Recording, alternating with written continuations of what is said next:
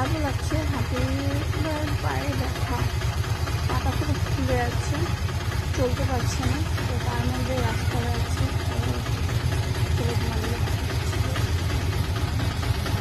দেখো বন্ধুরা,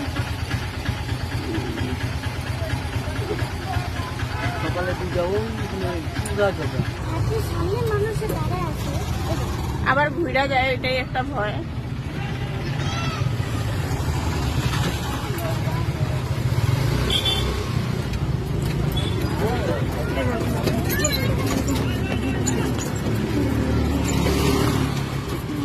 গাড়িগুলা কিরকম করে আমি তো গাড়ি